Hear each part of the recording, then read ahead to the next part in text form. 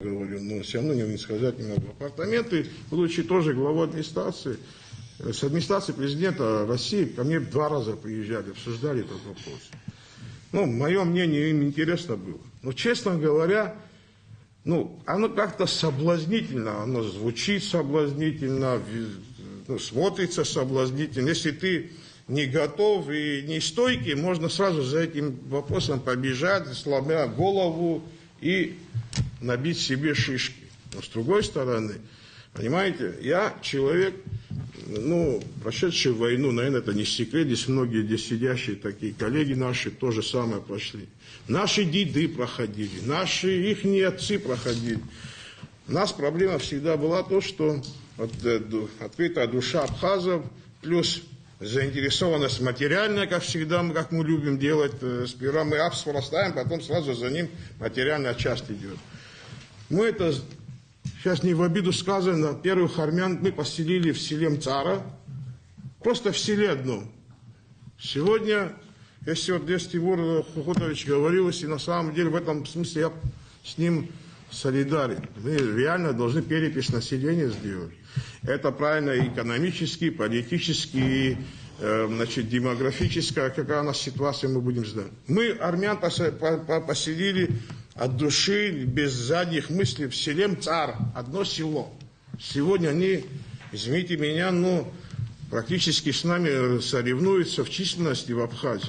Мы ничего против не имеем, но мы маленькая нация, мы можем в этом затеряться. И тем самым, то же самое, апартаменты. Разрешая апартаменты, мы должны, понимаете, чуть-чуть смотреть с точки зрения национальной безопасности. Что нам завтра это даст? Что на завтра нашим внукам придется делать? То же самое, что и мы делали? Или у нас все-таки это получится? Никто же анализ не проводит. Мы только видим якобы там финансовый какой-то там взрыв там, или, не знаю, манна небесная у нас будет. Я так не считаю.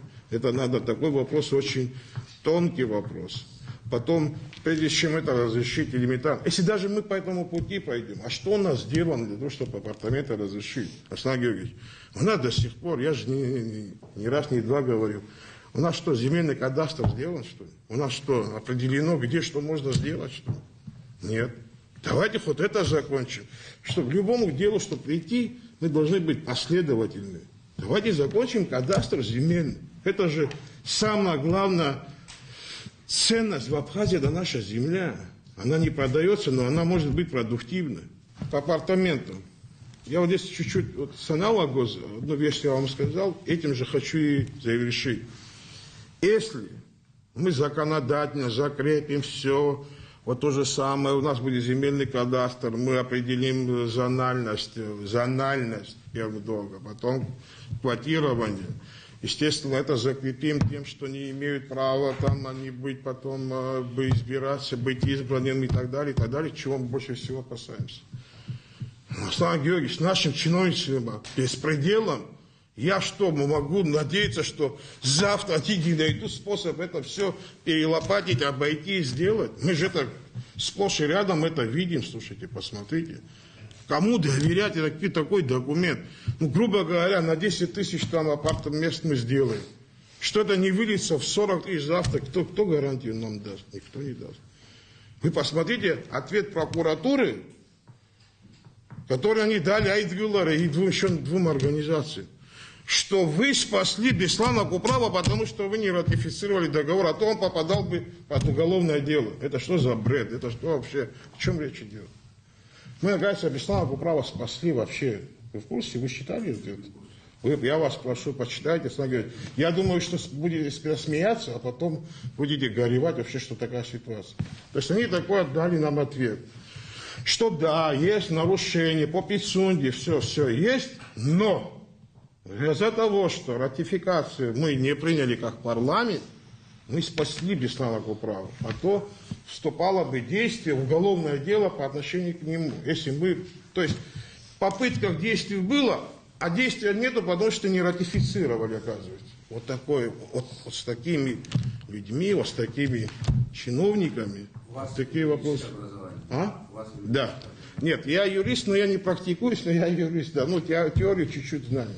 И по силу того, что, значит, я еще второй раз уже депутат парламента, приходится, то есть, иметь с этим дело. Я сейчас не то, что сильнейший юрист, но элементарные вещи я знаю. То есть, могу там не ошибиться.